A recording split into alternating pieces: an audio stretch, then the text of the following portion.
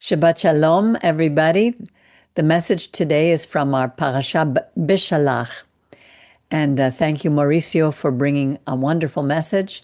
And I'm sure everybody is going to learn a lot from this week's portion. I'm blessed to have read it a little bit early and prepare, and I'm hoping that I can bring across these ideas because I can see you put a lot of work into it. So, Parashat Beshalach is not simply about a people who left Egypt. It's something far more complicated. It's about a people who had to learn how to be free. We read earlier that Shmot begins by speaking to us about names, that they are the beginning of redemption and the recuperation of our identity. In Beshalach, we discover why.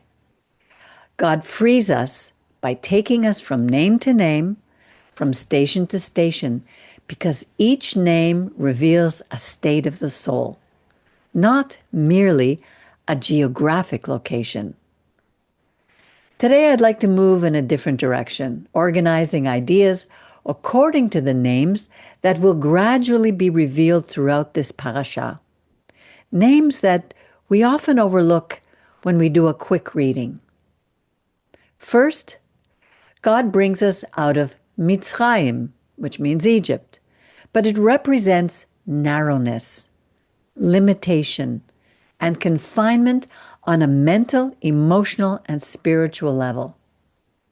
A slave is pushed and forced, while a free human is guided. That's why the Torah tells us in chapter 13, verse 18, and God led them. God leads us because freedom is not imposed. It's something that is learned. Second, shortcuts are not necessarily the best way.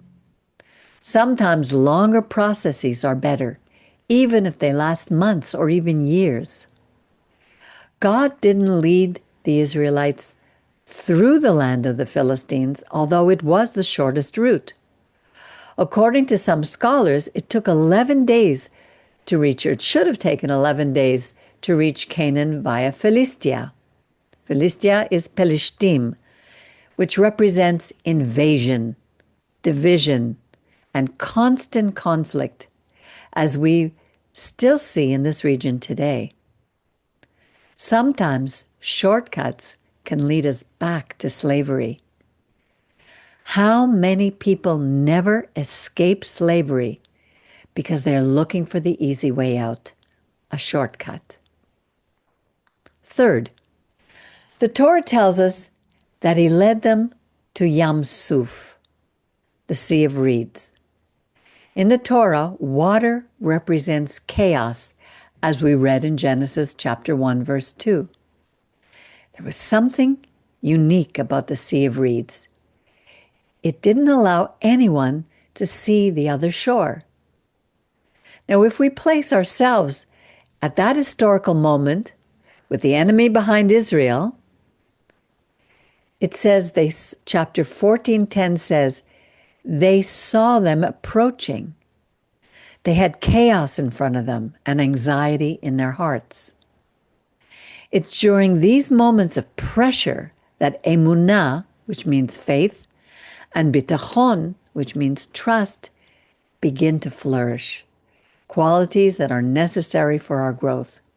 Without these two, what flourishes are doubt, fear, a sense of abandonment, disbelief, complaining, reckless speech, restlessness, hopelessness, and anguish. Fourth, we see that God led them to attend to what was truly important. While the people were focused on leaving with their material possessions and livestock, Moses chose to fulfill a national oath to Joseph by searching for and carrying his bones. Why his bones? What do they represent? Bones symbolize permanence, essence. And what essence did Joseph represent? Joseph, who was sold into slavery, chose not to become corrupt, nor allow slavery to eat away at his soul. If we read his story carefully, even though he was deprived of physical freedom, he never behaved or lived like a slave. As a tzaddik, a righteous person, he embodied faithfulness, fulfilled dreams and kindness to the world without expecting anything in return. The question is, what am I willing to carry? Riches or values? Fifth, God leads them to Pi Hahirot and Baal Zephon to confront the chaos. It's interesting that God commanded them to camp facing Baal Zephon, looking toward the sea. They camped, giving the Egyptians time to overtake them, allowing Pharaoh to think that they were easy prey. Pi Hahirot means the mouth of freedom, and Migdol means human fortress or a tower or boundaries. And Baal Zephon was the Egyptian god of chaos and storms, both very likely revered and feared by Israel. So why camp facing the boundary of a god who represents chaos, and facing water, which also represents chaos? Why stand between the mouth of freedom, a near-death experience, and the human tower, the fortress or boundary? Because God wants to teach Israel that he rules over all that they fear, even over chaos. Who doesn't fear chaos? I know I do.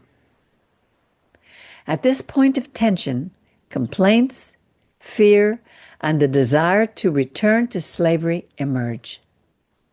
It's similar to what we experience today, where many prefer to die in the security of suffering rather than live in the uncertainty of freedom. That is so important because I know people are experiencing this right now. Listen again. It's similar to what we are experiencing today, where many prefer to die in the security of suffering rather than live in the unsecurity of freedom. That's a lot to think about. What does Moses ask of Israel? To remain silent. Moses said, "The Lord will fight for you. You only need to be still." But this silence is not passive. In fact, it is active. It is the voluntary act of silencing the inner noise, the complaints, the anxiety, and the fear. Silence allows us to hear God's voice saying, "Why do you cry out to me? Move forward." The freedom of the Torah is not dependency. It's not to be dependent. It's taking responsibility before God, which prompts movement and compels us to walk forward. Today, we live in a world rife with dependency, where daddy's government or mummy's NGOs are supposed to feed you, subsidize you, house you, pay an allowance for each child, and on and on. It's difficult to think that we should work and not live off of others. In my country, I remember that after the war, vast amounts of aid were sent for reconstruction. And it was sad to see after only 2 years, many tractors and agriculture machinery were left stranded in war zones, sitting idle, even though the land was fertile. When the people were asked why they weren't producing or repairing the machinery they had received for free, they often responded, "Well, they don't give us money to repair them, and they don't send mechanics." How often do we have assets sitting dormant simply because we're waiting for someone to save us? And if we were to ask God for help, he would tell us, fix the tractor, start it up, get to work. Sixth, Yam Suf opens, fulfilling what had been symbolized since Genesis, and which we never saw at the beginning in Genesis 1:4, 6, and 9. The Torah says that God sent an angel to move the pillar of cloud and the pillar of fire, and that just before dawn, at the darkest moment of night, God created separation as he had done in Genesis. Both Israel and Egypt experienced the same manifestation, but from a different perspective. The pillar was light for Israel, but darkness for Egypt.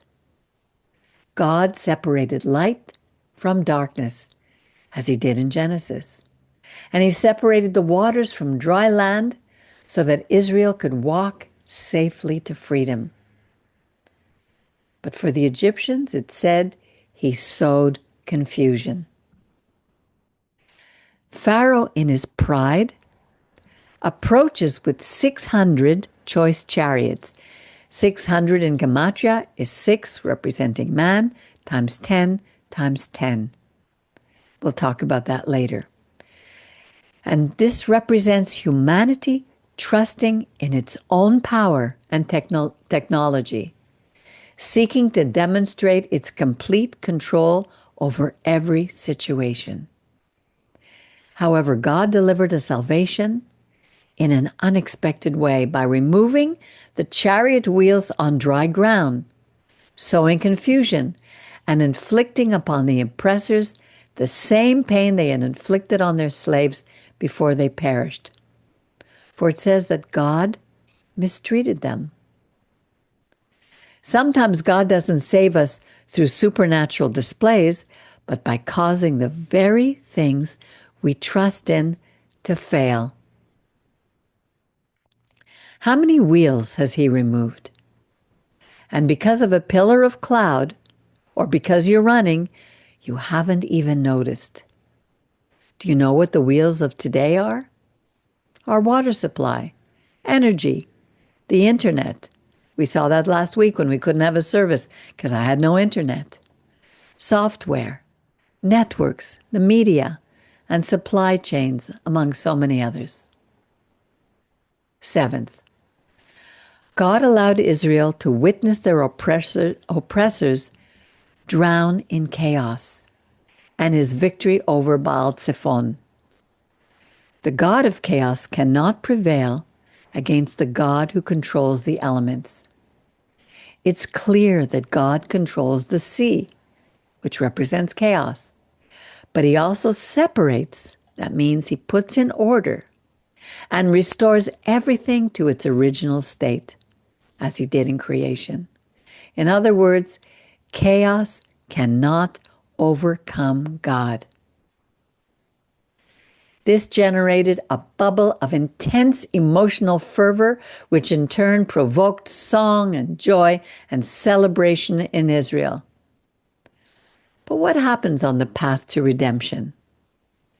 God subjects us to true trials, not to see if we pass or fail, but to draw us out.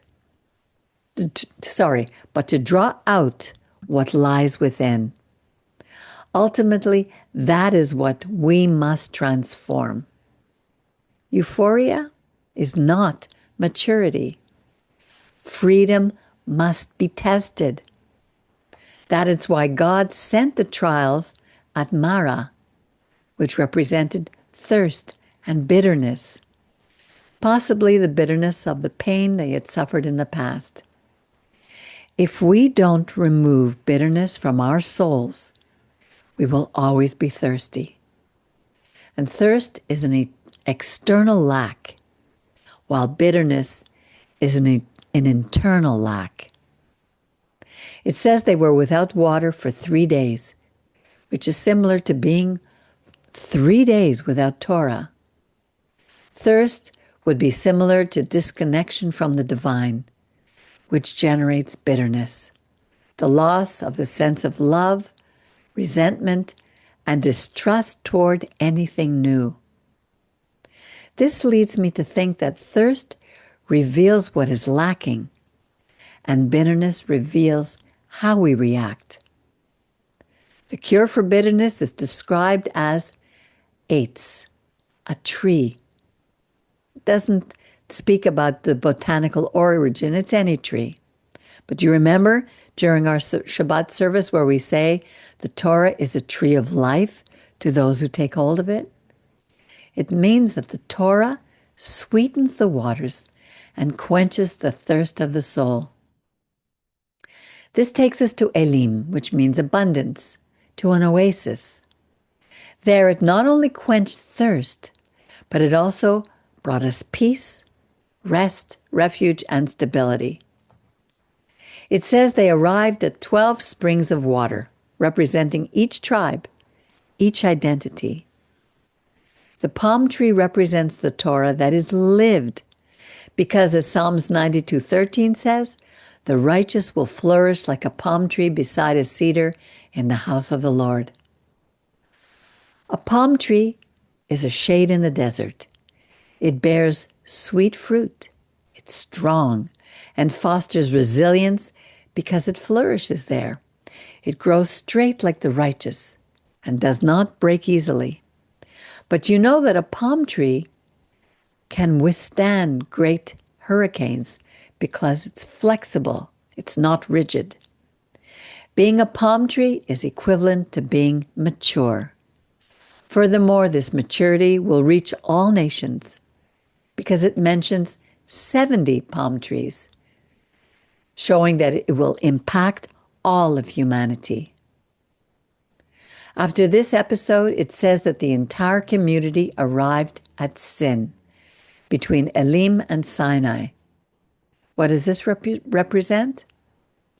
It's clear that they returned to the desert and were once again confronted with lack, nakedness, and vulnerability. At this point, an immature person is subjective, does not see reality clearly, and falls into contradiction. They are caught between abundance and the Torah's offering, manna. They desired to quell their inner anxiety. In the Torah, meat represents immediate pleasure, bodily impulse, or consumption without process, as we saw with Esau. And in Psalm 73, my flesh and my heart faint.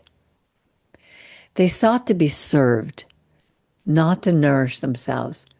So the problem was not appetite, but a lack of bounds, of boundaries.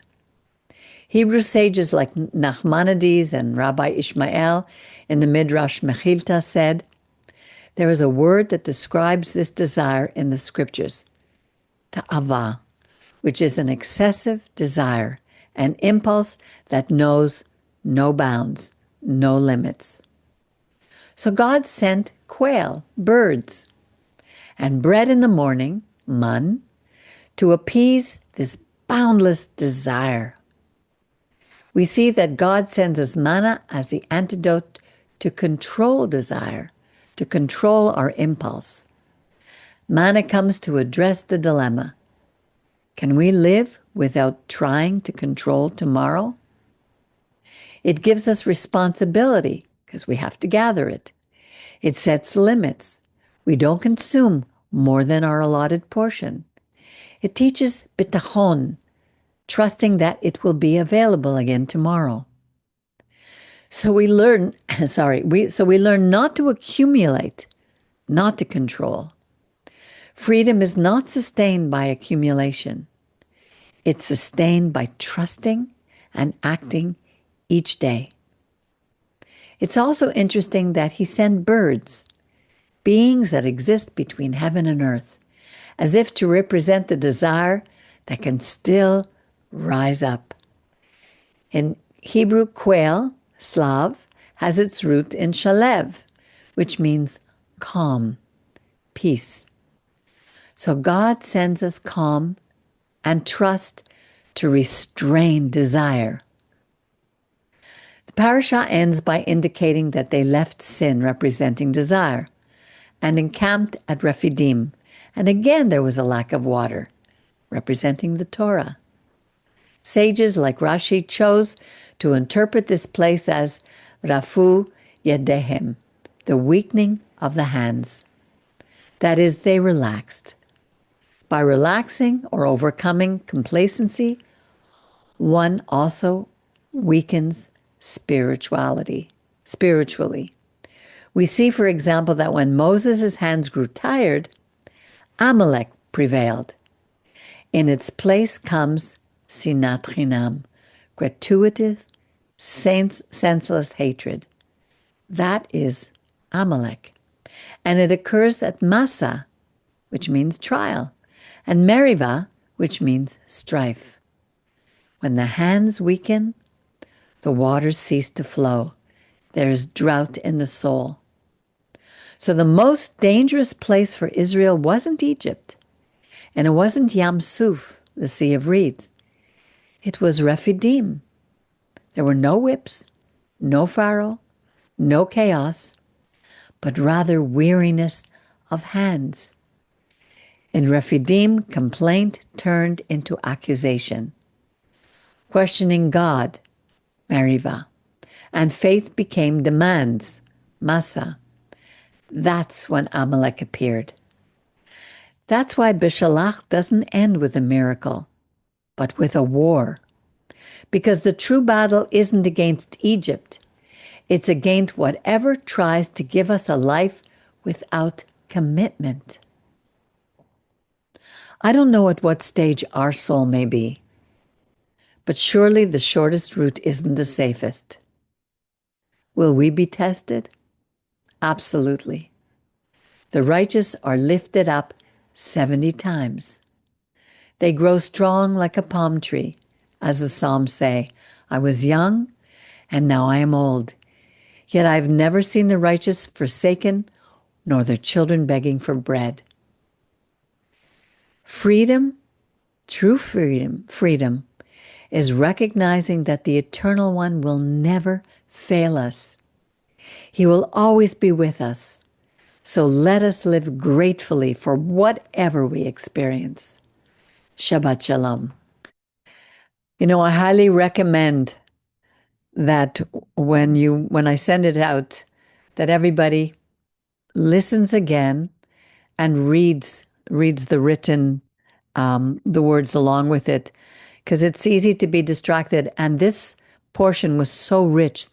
Mauricio, you were able to bring so many things that I have personally been experiencing, not only in myself, but in those around me.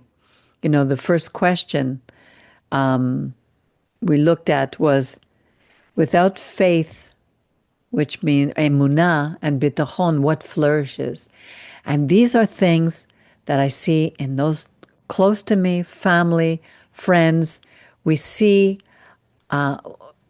what's flourishing is doubt, fear, abandonment, disbelief, complaining, reckless speech, restlessness, hopelessness, and anguish. We see that everywhere. And, sometimes when I see it in other people, and I experienced it this week, I got so angry with somebody. And then I had to realize they don't have the bitachon. They don't have the emunah. So it's like getting angry at a child who keeps falling down. Getting angry at someone who cannot see God, who cannot see these things in our life is just a wasted thing to do. I have to pray not only for the healing in myself, but for them. And then you brought up something that I'd like to discuss a little more, although I made a few notes, so there are other things. You talked about broken bones. In Psalm 34, I read just this week, He keeps all His bones. Not one of them is broken. And I remember that the Pesach lamb, not a bone was broken. And when we spoke of Yeshua, who was hanging on the Roman stake, his not a bone of his was broken. And I was wondering, what that meant. So, and you talked about I what is it? Can you remind us what it meant, the broken bones, and maybe expand on it a little bit? Yeah, the bones, when you are there, the bones is the last part of the body that disappears. Okay, Right. right? Yeah, So, because look how long it took uh, till Moses was able to bring the bones of Joseph. The bones were still there yeah, 200 years later. yes. Yeah, So that's that. The meaning of the bones is something that is covered by the flesh. muscles, the skin, the flesh, etc. So it's your inner part that represents the bones. Your inner, and this is interesting because the function of the bones is to hold the whole body. Right, Okay, to keep firm. Okay, without right. bones, we will be like jelly. Okay, Exactly. Yeah, so so that gives you like is straight, okay, to right, the capacity to be straight. So the meaning of the bonds, honestly, is something that is unbreakable because it is the is your inner part, are your values, are your spirit, your essence, okay? So why God allowed, for example, not to preserve Joseph's body. In Egypt, they were very specialists, right, okay? But God decided just to preserve the bones. right, It's like, okay, yeah, the essence of Joseph will be preserved. And that is the hope because it says that he said, he prophesied, you one day you will leave Egypt, take my bones. right, So and it's interesting, that Moses was before God, and later we read that you cannot touch, for example, the dead body. right, And Moses touched the bones, so right, he was not presentable before God because he touched a dead body. right, But that is something more deeper because what is teaching you is to keep your promises, okay, is very important before God. right, And it's more when you promise something to a Sadiq, okay? right, So keep, keep your words. And the faithful of God allowed that even Moses can touch a dead body and be presentable before God wow, because we can read that God was talking with Moses, right? right, So at the end, uh, everybody takes the richness of they gave them. Okay, the Egypt gave them gold, silver, bronze, and things materialist. Okay, right, um, all the cows and the cattle, etc. But Moses did not pick up nothing of those supposedly important things. But he went to pick up the bonds, right, the essence of Joseph, the faithfulness of God to Joseph. right, Okay. And that's why, for example, in this week, we finish in Israel to recover the whole bodies that were kidnapped. right. Remember? Yes, yes, And you can see how happy everybody was yes, because the man was already there. I mean, right, but they recovered the body and they bring the body to Israel. And you right. can see the rejoice of whole house of Israel. Yeah, Okay. there's no concept like that in other places. No, there's no concept of that. For Yeah. example, United States, in France, in Canada, even in El Salvador. Yes. He died poor. Okay, And then they but cremate them. They disintegrate the bones. yeah, in now it's like taking the bones of the kidnapped Joseph, okay, Wow. to Israel. Okay, Wow. Amazing. so Yeah. that is the same feeling. Okay, so um, you know that is the faithfulness of our God, that even our bones are important for Him. Wow. He cares about us. Okay, so so that you know it's a journey of life. This portion, Yes. honestly. But even when you spoke about the palm tree, I remember Rabbi speaking about that. The reason that the palm tree can sustain the hurricanes is because it can bend. It's not like rigid. So, how would you relate that to bones? Because bones can't bend. They're very, they need to be rigid, and to hold us up. And I was thinking, like, you know, I have a, I've inherited a bone disease from my parent, my mother.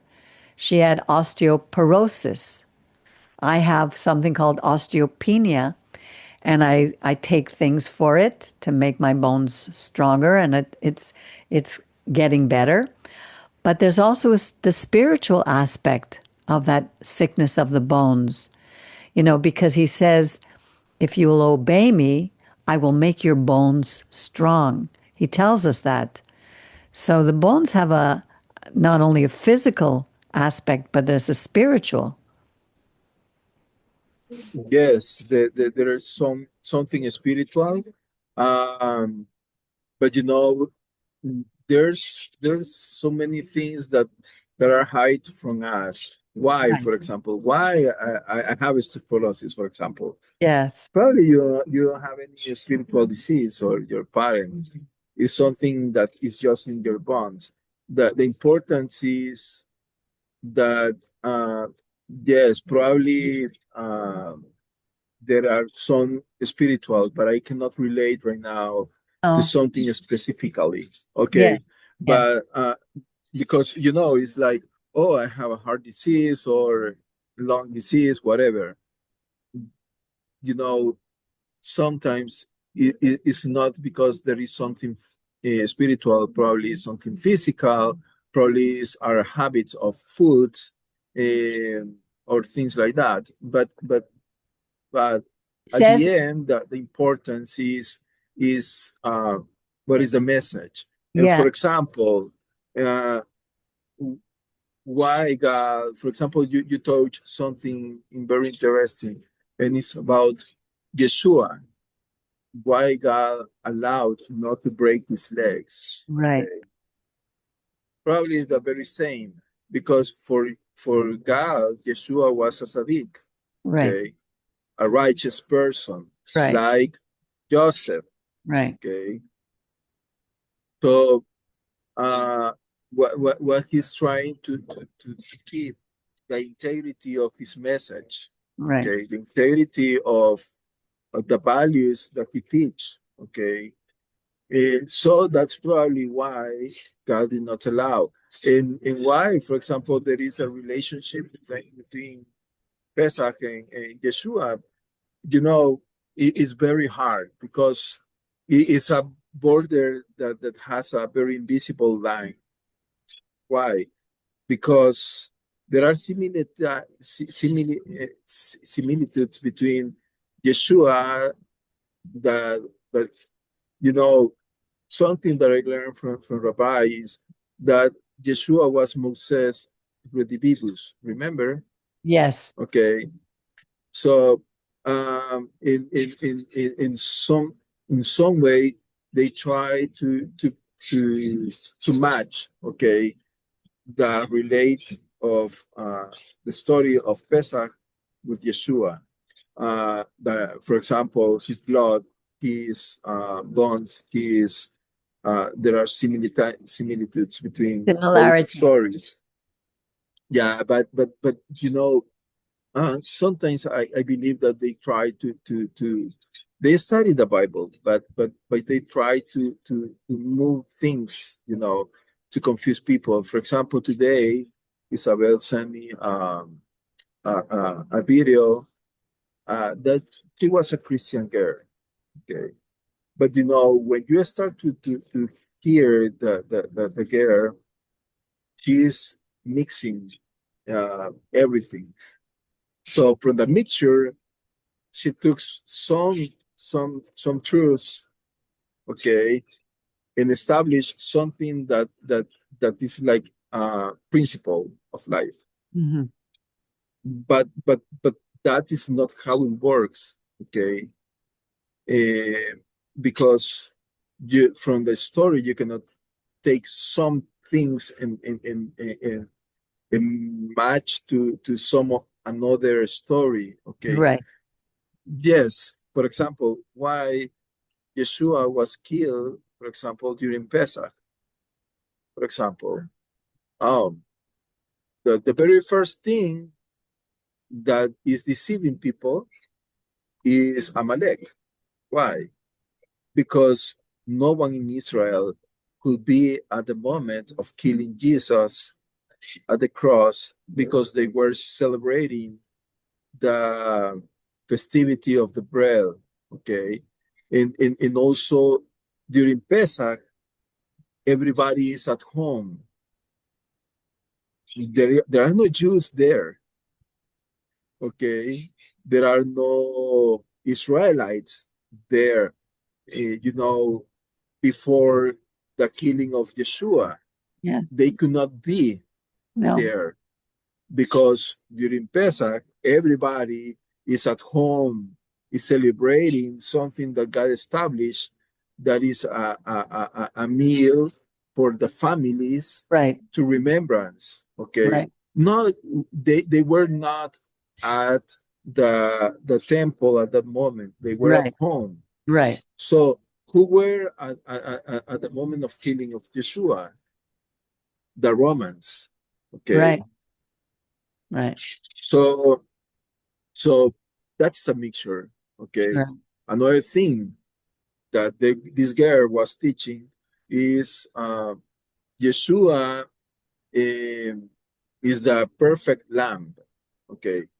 In the Torah, it says there could be a lamb or it could be Or a goat. uh, uh, or a goat, for Yeah. example. Yeah.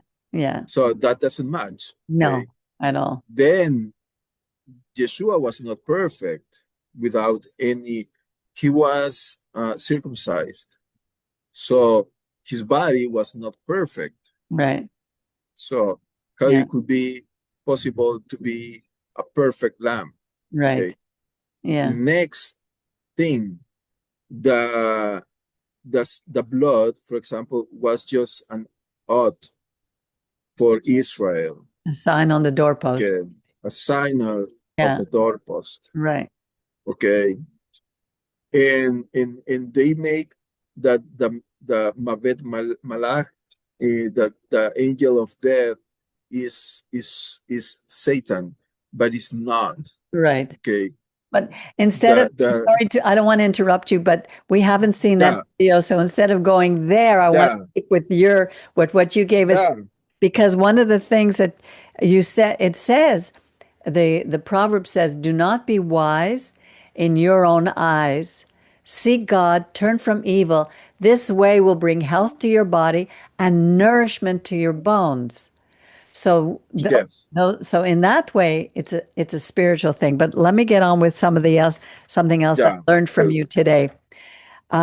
You talked about, and I love this because when we're new believers, everything is exciting. When they saw those waters split, they were on the other side, they were dancing, they were praising God, and it was euphoria.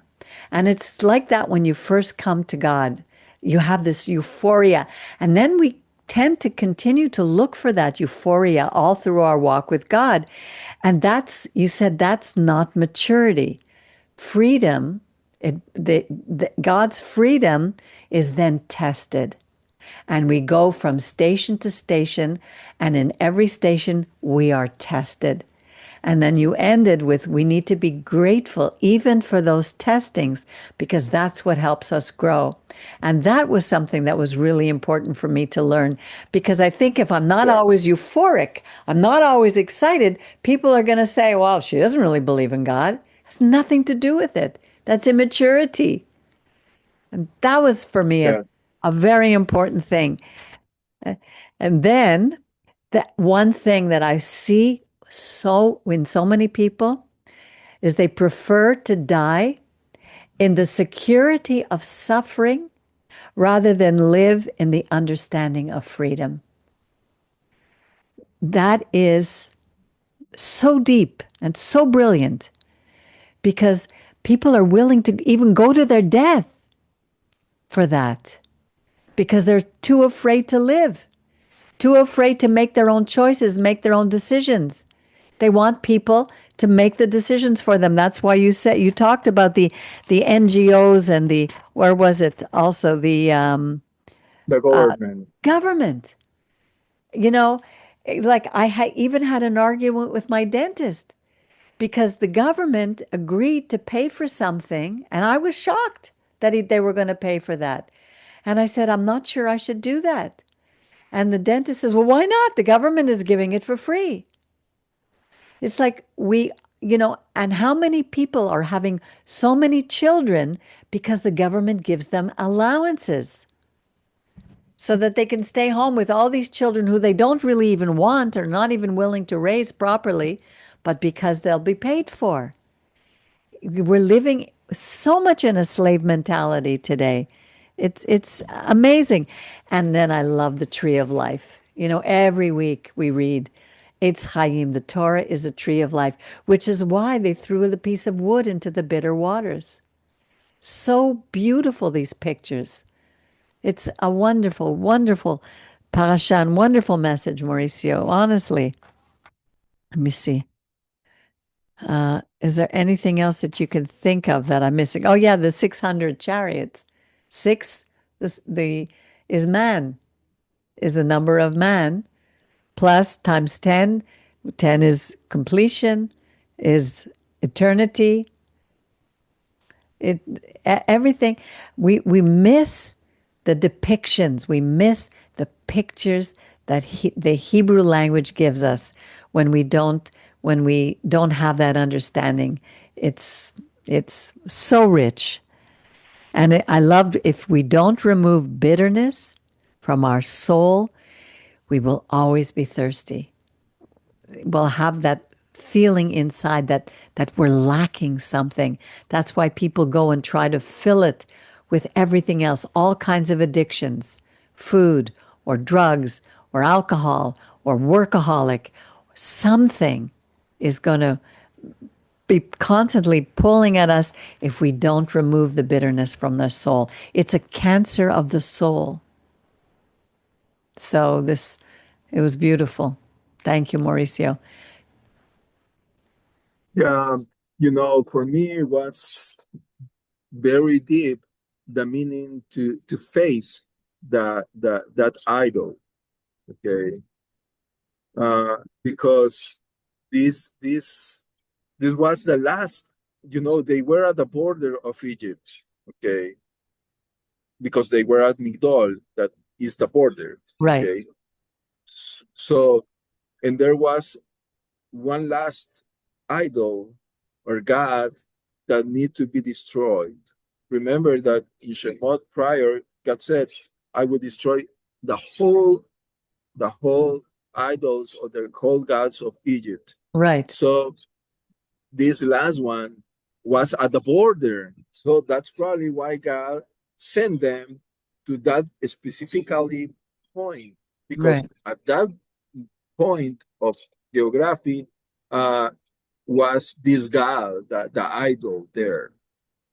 So God is sending them so the Egyptians cannot say, oh, but there's only one God that probably had the control, or God did not destroy, you know. So he sent them by this route, facing the Yansuf and the idol. Okay. So the idol Baal can Zephon. see, The Baal Zephon? yeah, Yeah. the Balsephon. Yeah. This guy was a god that was the storm god and the chaos Yeah. god. Right. Wow. So at that moment, Israel was at a chaos, okay, because Yeah. the Yansuf chaos, and the god is the god of the chaos, the Yansuf. Right. So it's like I am ruling the chaos, okay. And probably at Bereshit, we saw that God separates the chaos, because it says that he was moving the waters. Okay, remember? And then God separates the the earth from the waters. Waters above, Remember? Mayim from the Yeah, Hashem. Yeah. yes. And but later it says that God separates waters and put limits to the earth. Okay, and then God is like, okay, God, you say you are the controlling the chaos, the Yansuf. I'm gonna teach you to open. So I'm gonna show the word. I am ruling over you. You are defeated. Yes. Okay. And even So showing us that he was the ruler over time. yeah. Yeah.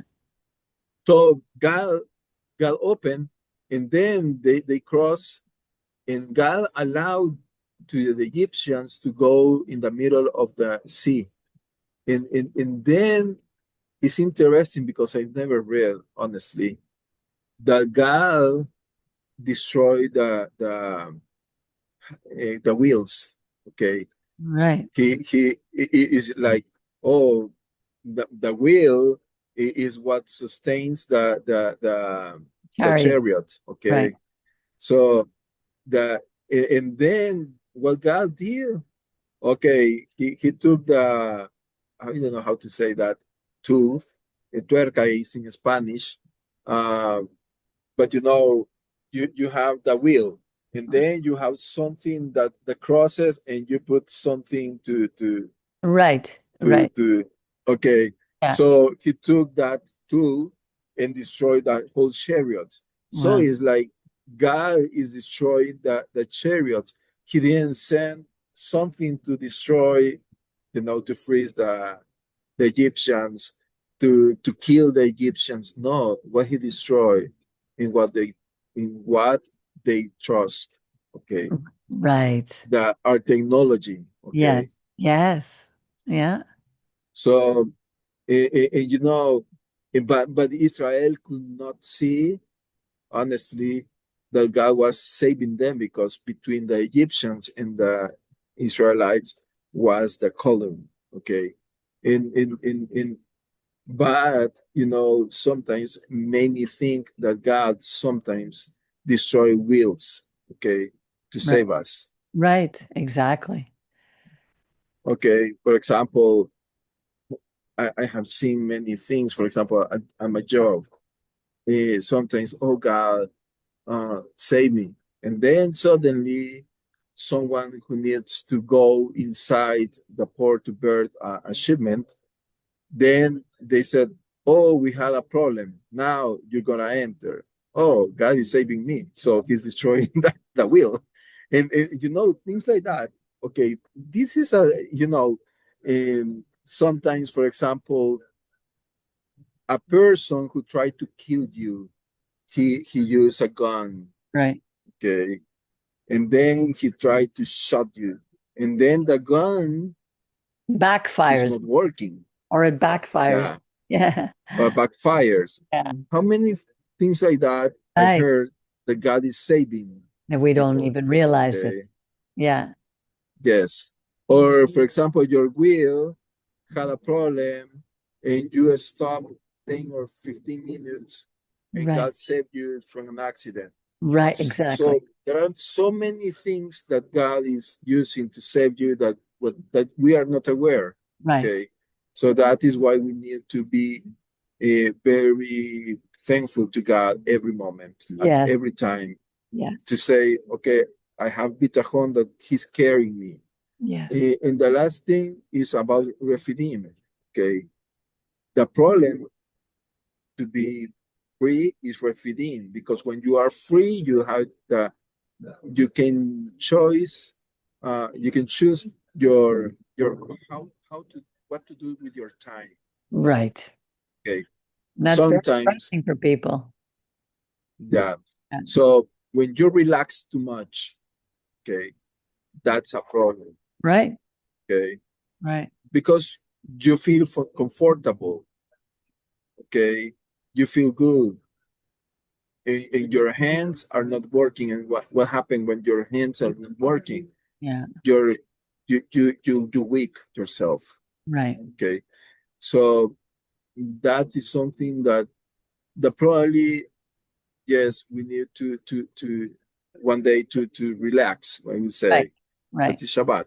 But what happened, for example, I haven't seen people that has, for example, 10 years of not working. What Yeah. happened to them? You can't go back. They're enslaved They cannot, they are a slave, yeah. okay, again. Yeah.